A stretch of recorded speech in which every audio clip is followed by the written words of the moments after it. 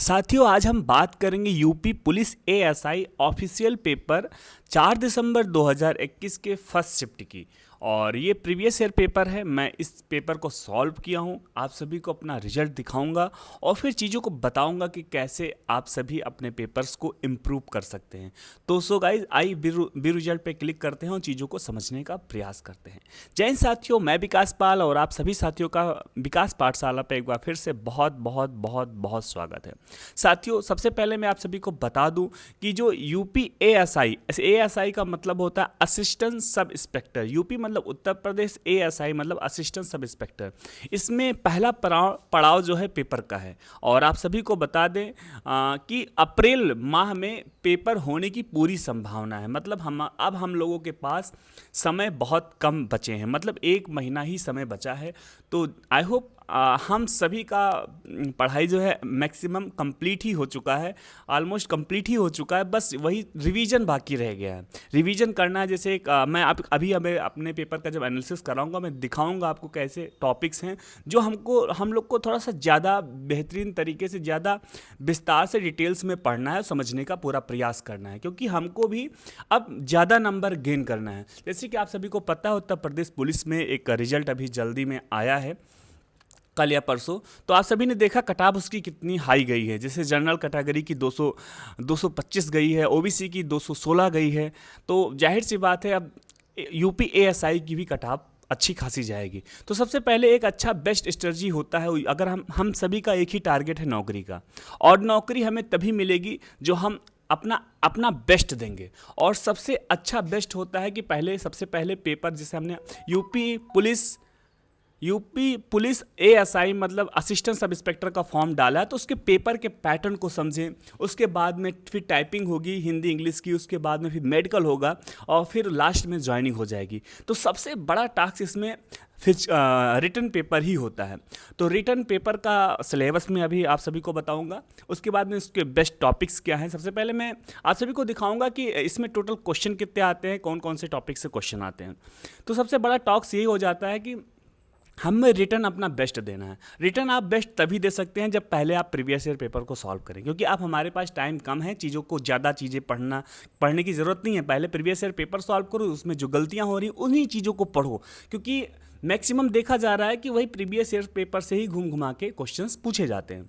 तो साथियों, मैं एक चीज़ और आप सभी को बता दूं, ध्यान से सुनने का प्रयास करना, हल्के में मत लेना। मैं वही चीज़ें बताऊंगा जो जेन्युइन चीज़ें हैं, जो आप सभी को बूस्ट करेंगी आपकी पढ़ाई में। तो सबसे पहले मैं आप सभी को अपना पेपर दिखा रहा हूँ। ये इसमें मैंने 2 अटैम्प्ट दिया। पहला अटैम्प्ट हमने दिया था, कब दिया था? हाँ, 28 जनवरी 2025। सबसे पहला इसका अटैम्प्ट हमने 28 जनवरी 2025 को दिया था। उसके बाद सेकंड अटैम्प्ट अभी हमने 11 मार्च 2025 को दिया है। तो पहला अटैम्प्ट जब हमने दिया था, पहले अटैम्प्ट में सिर्फ आपको स्कोर बता देंगे, उसके बाद में और चीज़ें नहीं बताएंगे। लेकिन सेकंड अटैम्प्ट जो हमने दिया है, अच्छे से दिया है, उस चीज़ के बारे में आप सभी को बताएंगे। पहले अटैम्प्ट में हमने जब दिया था तो 4058 बच्चों ने पेपर दिया था, जिसमें हमारा 1810 रैंक था।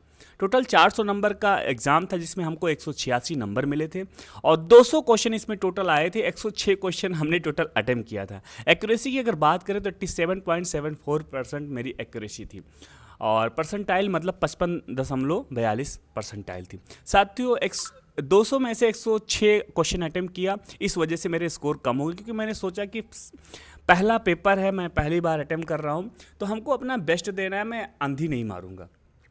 इस वजह से मेरे 186 नंबर ही बने। लेकिन आप सभी को इसमें अंधी मारना है, क्योंकि इसमें निगेटिव मार्किंग नहीं होती है साथियों। आई रिपीट, इसमें निगेटिव मार्किंग नहीं होती है, ठीक है। और टोटल 200 अंक, 200 प्रश्न पूछे जाते हैं। आई रिपीट, 200 प्रश्न पूछे जाते हैं। 400 नंबर का प्रश्न होता है साथियों। मैं आप सभी को बता दूं, 400 नंबर का टोटल प्रश्न होता है। अब हम सेकेंड अटेम्प्ट की बात करते हैं, जहां हमको फर्स्ट अटेम्प्ट में कितने 186 नंबर मिले थे, वही दूसरे अटेम्प्ट में हमको 276 नंबर मिले। 100 नंबर करीब में इम्प्रूव हो गया, ठीक है। अगर हम यहाँ रैंक की बात करें तो सबसे पहले 4058 बच्चों ने टेस्ट दिया था, जिसमें हमारे 828 रैंक आया है, और 400 में से 276 नंबर हमको मिले हैं। अगर हम बात करें 200 में से, तो 200 पूरे क्वेश्चन को हमने अटेम्प्ट किया। एक्यूरेसी की बात करें तो 69% एक्यूरेसी थी, और परसेंटाइल की अगर बात करें तो 79.67% परसेंटाइल, मतलब 80% करीब में परसेंटाइल थी। ये हमारा अभी जल्दी 11 मार्च 2025 को हमने दिया था उसका है। अब बात करते हैं सेक्शन वाइज, मतलब जनरल हिंदी। और जैसे सबसे पहले 200 प्रश्न आते हैं, तो 200 प्रश्न कौन कौन से सब्जेक्ट से आते हैं ये जानना ज़रूरी हो जाता है। तो सबसे पहले हम बात करेंगे 50 क्वेश्चन 50 क्वेश्चन 50 क्वेश्चन 50 क्वेश्चन 50 50 50 50 करके 4 भागों में डिवाइड किया जाता है 200 क्वेश्चनों को। तो सबसे पहले प्रश्न समझने का प्रयास करते हैं 50 क्वेश्चन हिंदी और कंप्यूटर से जो आते हैं। मतलब हिंदी और कंप्यूटर से 50 क्वेश्चन आते हैं, यानी 25 क्वेश्चन हिंदी के आते हैं, 25 क्वेश्चन कंप्यूटर से आते हैं। तो यानी कि मैं साथियों बता दूं 50 क्वेश्चन मैंने अटेम्प्ट किया था, टोटल 100 नंबर, यानी एक क्वेश्चन 2 नंबर का हो जाता है, यानी कि 100 नंबर का टोटल हिंदी और कंप्यूटर से आता है। तो 100 में से मुझे 66 नंबर मिले। अगर हम बात करें कितना मिनट लगा, तो 28 मिनट 55 सेकेंड हमको टोटल समय लगा था। अगर हम जर्नल और करंट अफेयर की मतलब जीके की अगर बात करते हैं, स्पेशली जीके की भी 50 क्वेश्चन टोटल पूछे जाते हैं। मतलब 100 नंबर में से 44 नंबर हमको जीके जीएस में मिला और 18 मिनट 38 सेकेंड टोटल हमको समय इसमें लगा। साथियों अब बात करेंगे मैथ की। मैथ के भी 100 क्वेश्चन आते हैं, मतलब 50 क्वेश्चन आते हैं। हमने पूरे क्वेश्चन को अटेम्प्ट किया, 100 में से 82 नंबर हमको मैथ में मिले और हमने 45 मिनट 28 सेकेंड में पेपर को सॉल्व कर लिया। अब हम बात करेंगे लास्ट में रीजनिंग की।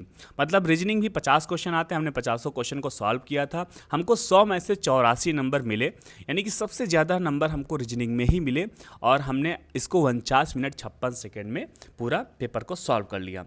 साथियों उसके बाद हम ओवरऑल की अगर बात करें तो हमको 400 में से 276 नंबर हमको मिले हैं और टेक्स्ट बुक से हमने दिया था, तो इस टेक्स्ट बुक का जो है इनका 250 से 270 इनका कट ऑफ था, जो हमने क्लियर कर दिया।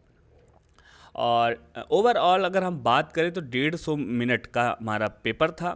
150 मिनट का पेपर था, जो हमने 142 मिनट 57 सेकंड हमने टोटल समय लिया।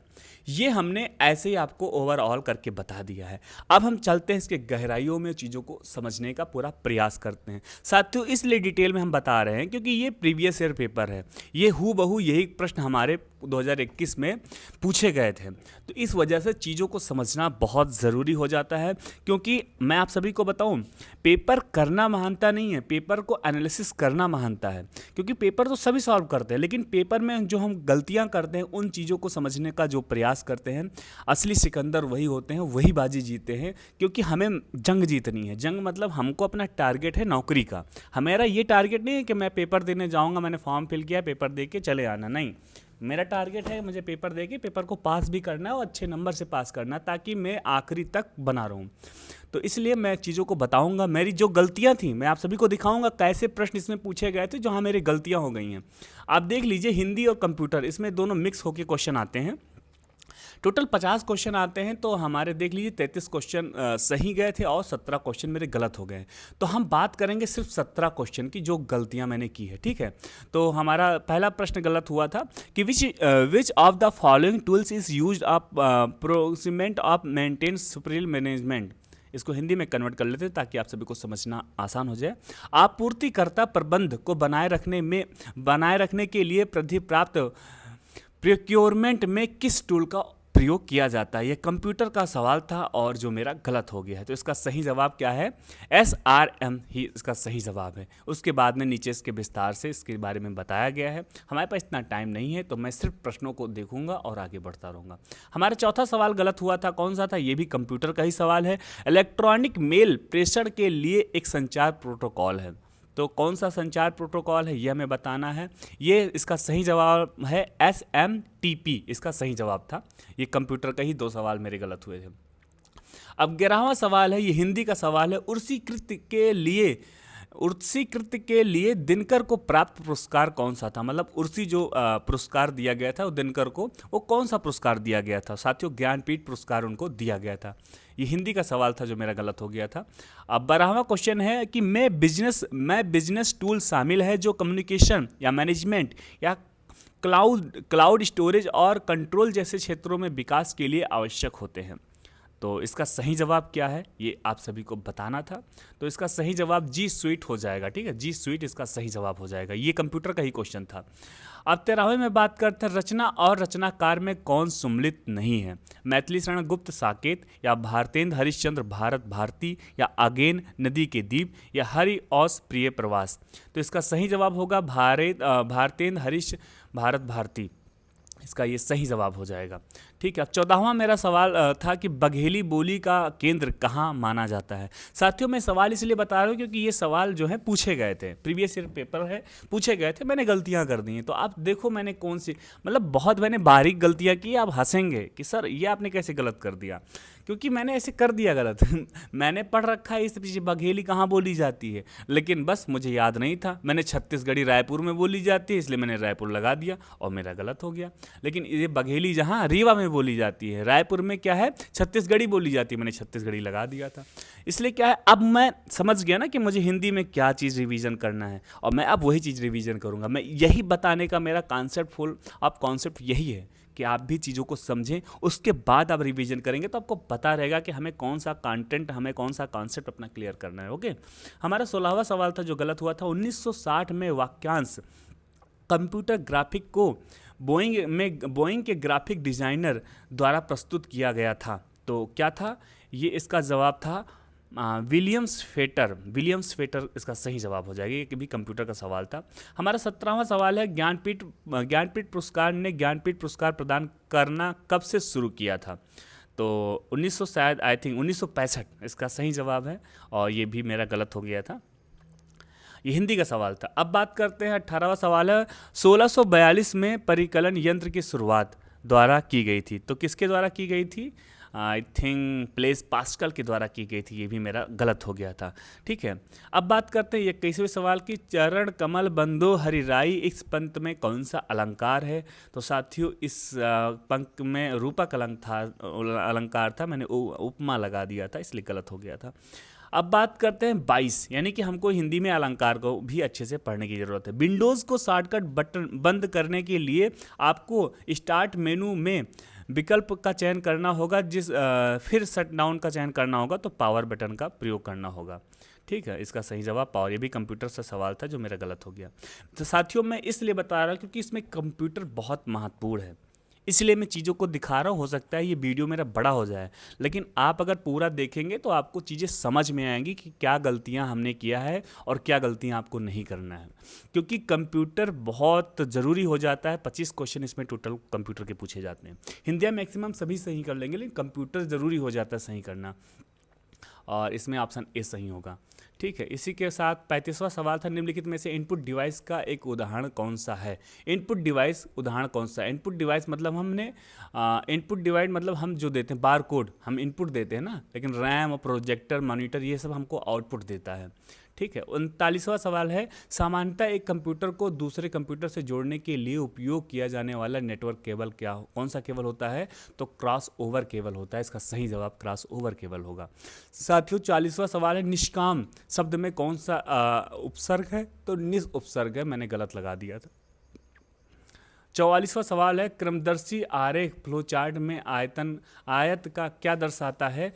तो हमारा प्रोसेस दर्शाता है। ठीक है, 45वां सवाल है, सबसे लास्ट सवाल है, फॉर्म टैग की विशेषता निर्दिष्ट करती है कि सर्वर पर फॉर्म सबमिट करते समय फॉर्म डेटा को कैसे इनकोड किया जाना चाहिए। तो इसका सही जवाब मुझे भी नहीं पता, लेकिन आओ अंधी मारते हैं। ओह माय गॉड, मेरा अंधी सही चला गया। इन टाइप करके इसका सही जवाब है। साथियों अंधी मारना है आप सभी को, क्योंकि इसमें निगेटिव मार्किंग नहीं होती है। ठीक है, ये हमारा जीके और हिंदी और कंप्यूटर था मिक्सर, जो मैंने आप सभी को कर दिया है। अब जीके हमारा मानना है कि जीके ना ही बताया तो ज़्यादा बेहतर, क्योंकि जीके के क्वेश्चन कहाँ से क्या हो जाए कुछ पता नहीं होता है ना, क्योंकि सिलेबस इसका बहुत ब्रॉड होता है, बहुत बड़ा होता है। तो इसलिए अब सीधे मैथ में चलते हैं और फिर हम रीजनिंग में चलते हैं। सबसे पहले मैथ में चलेंगे। इसमें हमारी टोटल 41 क्वेश्चन सही हुए थे और 9 क्वेश्चन मेरे गलत हुए हैं। तो 9 क्वेश्चन मेरे कौन कौन से गलत हुए हैं मैं वो बताऊंगा। दूसरा सवाल है, इन 5 वर्षों में सभी कंपनियों के कुल उत्पादित इकाइयों की औसत संख्या कितनी है। साथियों टाइम कम इसलिए सॉल्व नहीं करूंगा, बस मैं आप सभी को क्वेश्चन दिखा रहा हूं। आप देखिए ग्राफ का क्वेश्चन था जो मेरा गलत हो गया। तीसरा सवाल था, यदि एक समांतर श्रेणी का पहला पद 1248 और अंतिम पद जो है 1413 है, तो उसके पहले 34 पदों का योगफल ज्ञात कीजिए। तो ये तीसरा सवाल था जो मेरा गलत हुआ।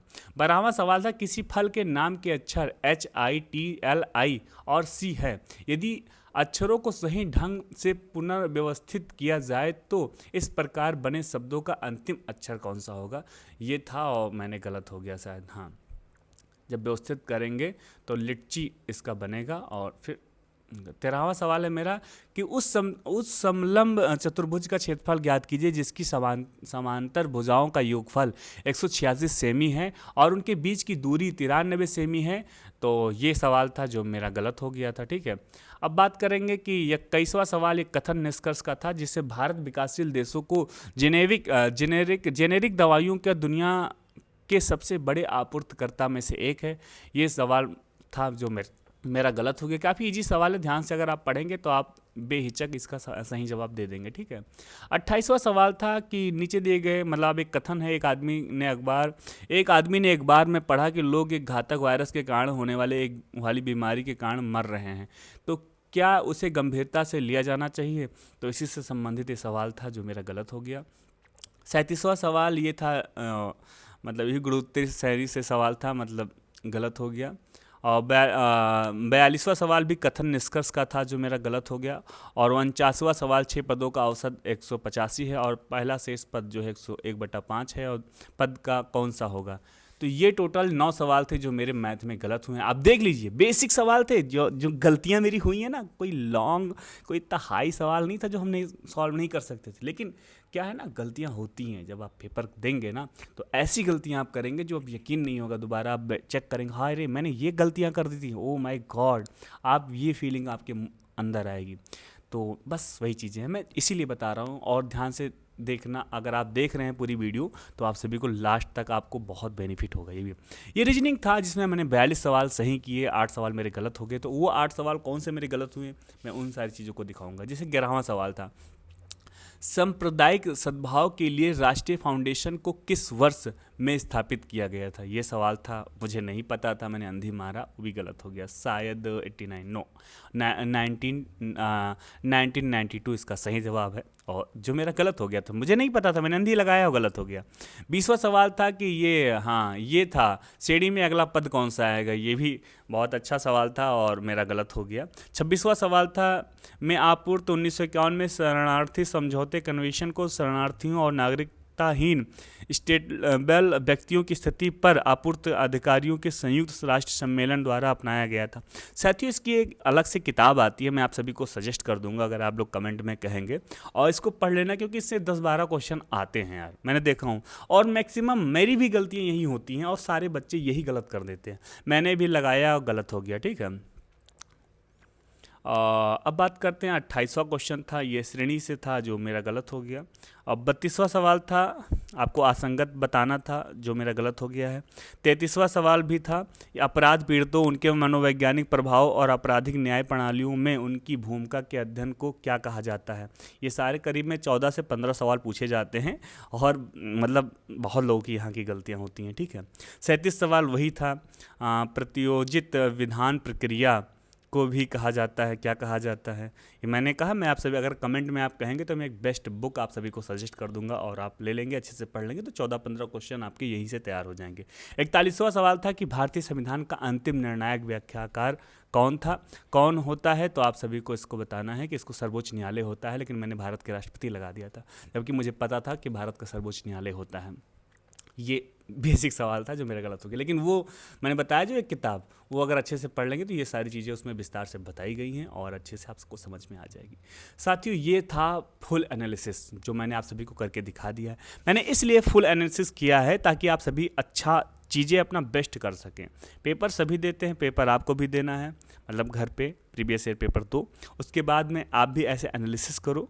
अगर आपने ये वाला मॉडल पेपर अगर आपने सॉल्व किया है तो मैं चाहूँगा कि कमेंट बॉक्स में आप अपना स्कोर हमसे शेयर करें ताकि मुझे भी पता चले कि हाँ आपके स्कोर कितने आ रहे हैं। ठीक है, उसके बाद में हम सब भाई मिलके मेहनत करेंगे और हम सब अपना बेस्ट देंगे और हम सभी को वर्दी चाहिए। और ये मिनिस्ट्री जॉब है साथियों, बहुत अच्छी जॉब है।